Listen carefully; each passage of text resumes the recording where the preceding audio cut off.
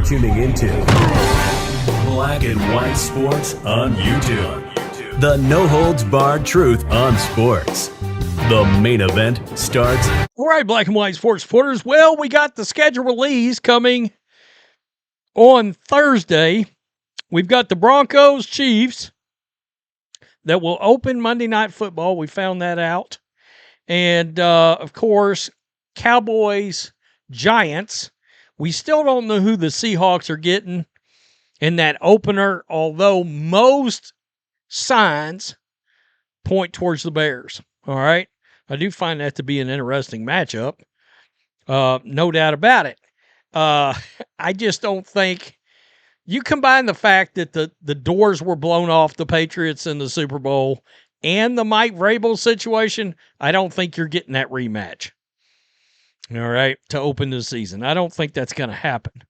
So we all know the drama that's going on right now. You got the FCC, the DOJ, everybody looking into the National Football League and its obsession with streaming services, right? And taking games away from the three-letter networks like ABC, CBS, NBC, Fox, awarding them behind paywalls to Peacock and Netflix and Amazon Prime. Well, there's been the threat of, look, you're getting an antitrust exemption, you get perks.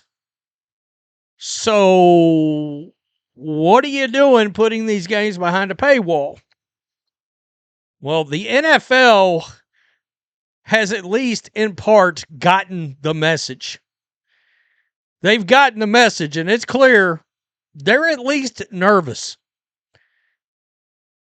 President Trump came out the other day, made a statement about it, made it clear, I don't like where this is going.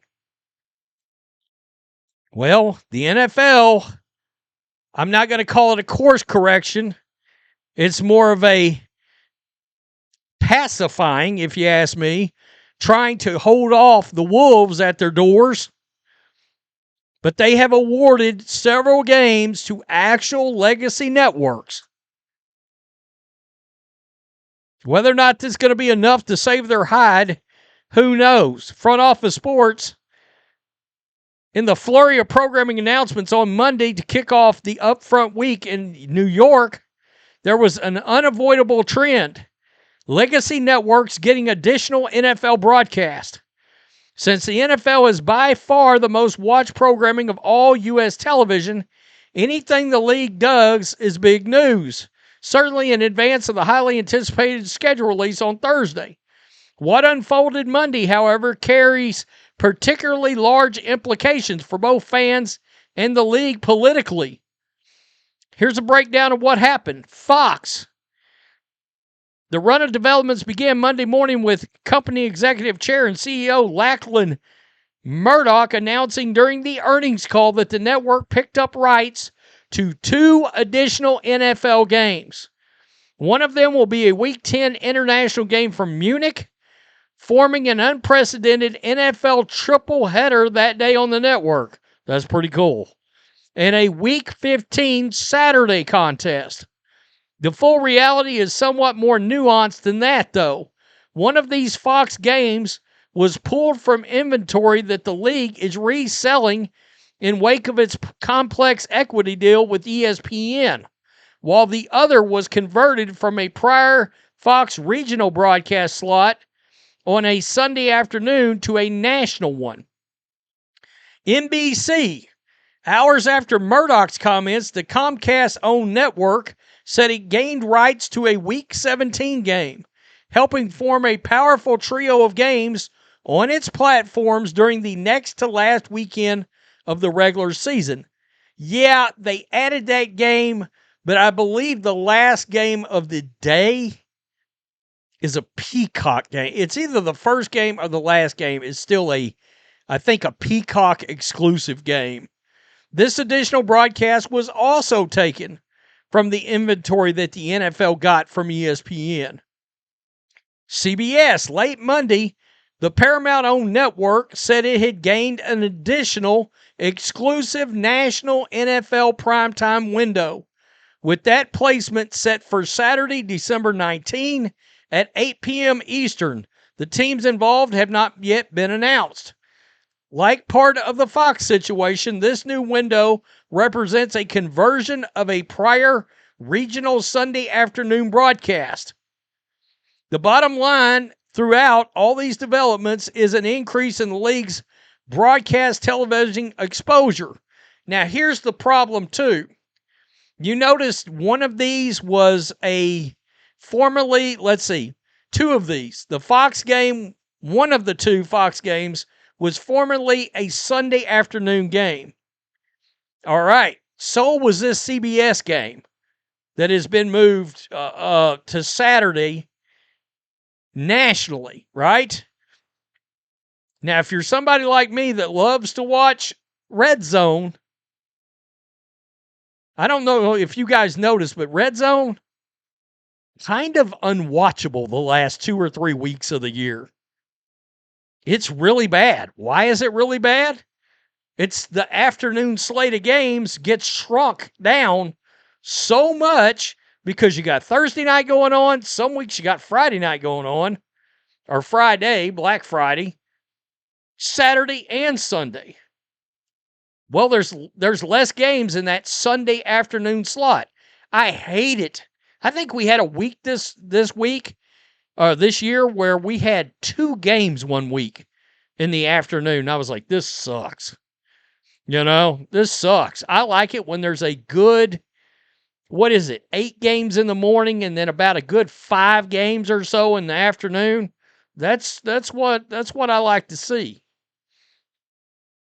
The bottom line throughout all these developments is an increase in the league's broadcast television exposure and further push by the league to create additional standalone windows across the 272-game regular season. This, of course, is not happening by accident. The NFL has been under rising political and regulatory pressure across Washington, D.C. in recent months amid the league's growing embrace of streamers such as Netflix, YouTube, and Amazon. There are at least 4 different points of legislative and regulatory pressure on the NFL, including an investigation by the U.S. Department of Justice.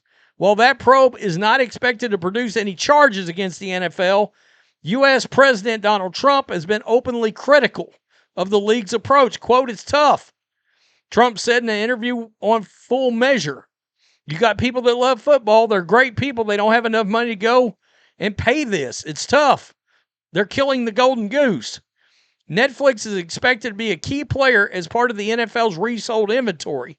The company's upfront presentation is set for Wednesday, today, with NFL-related news there. I think they're getting 2 more games, something like that. They already have Christmas. Meanwhile, the NFL has consistently argued that its commitment to broadcast television is unwavering, as shown in part by the 87% of its games being broadcast on free television.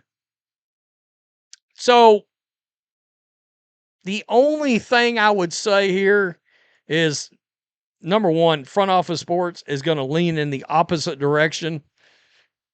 I mean, they're typical media. They hate Trump, right? That just is what it is. But yeah, I mean, the NFL's like, let's throw some tokens out there. Let's put a few little tokens out. Let's put a little tasty taste out there to see if we can get them off our backs. What's weird is Robert Kraft, I believe it was, said a while back that the NFL, or there was rumors the NFL had hired a legal team to potentially battle against the government over antitrust violations. So that's kind of interesting too. It's like the NFL knows this could be a thing for us and we may have to go answer for it, and we want a legal team involved, which, okay, makes sense. I get it. It just seems to me like there's other ways of doing this, right? There's other ways to figure out, You don't have to put everything on streaming. I don't love the idea of putting things on quote unquote cable-like channels, but okay. I mean, you can't sell a couple of games to ESPN2, I mean, I understand NFL Network was bought out by ESPN, but did you have to take the games away from NFL Network? It just seems weird, right?